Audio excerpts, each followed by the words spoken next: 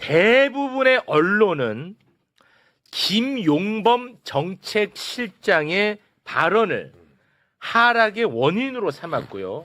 국민의힘은 신났습니다. 어제 코스피가 장을 시작하자마자 8천 직전까지 급등했습니다. 그러나 갑자기 하락으로 전환되더니 2.29% 내린 7,643으로 마감됐습니다. 언론은 즉각 원인을 찾아냈습니다. 김용범 정책실장의 발언 때문이라고요. 국민의힘은 신이 났습니다. 공산당 본색이 드러났다. 즉각 경질하라. 그러나 이게 사실일까요? 오늘은 이 가짜뉴스 처음부터 끝까지 팩트로 뜯어보겠습니다.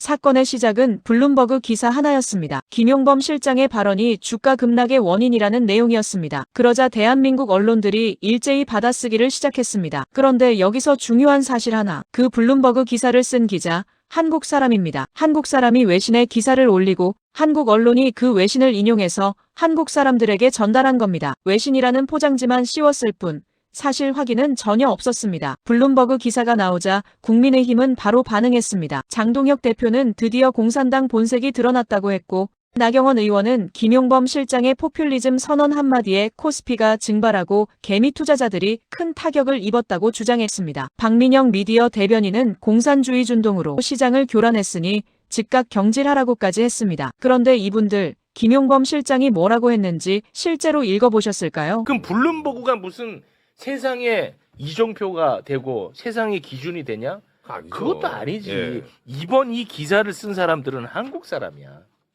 한국 사람. 네. 아, 그래요? 당신의 이웃님 이윤경 이렇게 되어 있습니다.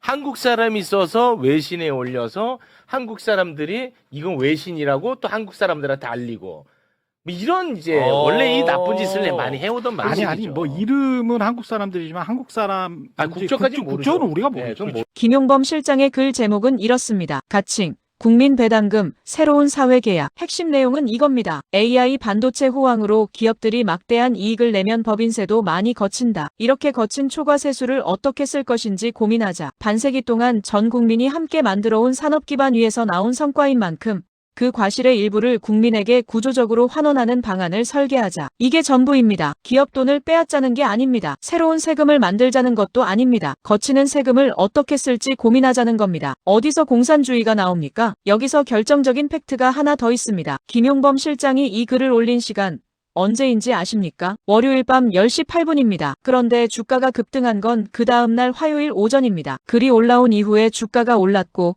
그 다음에 빠진 겁니다. 그렇다면 주가가 오를 때는 왜 김용범 실장 얘기가 없었을까요? 주가가 빠지자마자 원인으로 지목된 겁니다. 오를 때는 침묵, 내릴 때는 공격. 이게 과연 공정한 보도입니까? 김용범 실장의 글을 쓴 시간이 언제인지 한번 봐봐요. 다시 띄워주시겠습니까? 보면은 월요일 전날 밤 10시 8분이야. 아. 그런데 화요일 오전에 아까 내가 주가 폭등했다고 그랬지. 맞지? 예. 오전에 주가 폭등했어. 그렇죠. 그리고 나서 주가가 빠졌어요. 아, 어제 올린 게 아니라 어제 올린 게 아니야. 그저께 밤에 올렸어요. 월요일 밤에. 주가는 하루에도 수십 가지 이유로 오르내립니다. 글로벌 증시 흐름, 환율, 외국인 수급, 기관 매도 등 수많은 변수가 복합적으로 작용합니다. 그런데 말이죠. 언론은 복잡한 원인 분석 대신 블룸버그 기사 하나를 받아 써서 특정인의 발언 탓으로 몰아갔습니다. 사실 확인 없이 원문도 읽지 않고 헤드라인만 보고 받아 쓴 겁니다. 그리고 그걸 본 국민들은 또 헤드라인만 보고 분노합니다. 이게 가짜뉴스가 작동하는 방식입니다. 블룸버그가 말했다고 사실이 되는 건 아닙니다. 언론이 받아 썼다고 팩트가 되는 것도 아닙니다. 우리가 직접 원문을 찾아보고 맥락을 따져보고 판단해야 합니다. 오늘 영상이 그 판단에 조금이나마 도움이 됐으면 합니다. 여러분은 어떻게 생각하시나요? 댓글로 의견 남겨주세요. 공감되셨다면 구독과 좋아요도 부탁드립니다. 다음 영상에서 뵙겠습니다.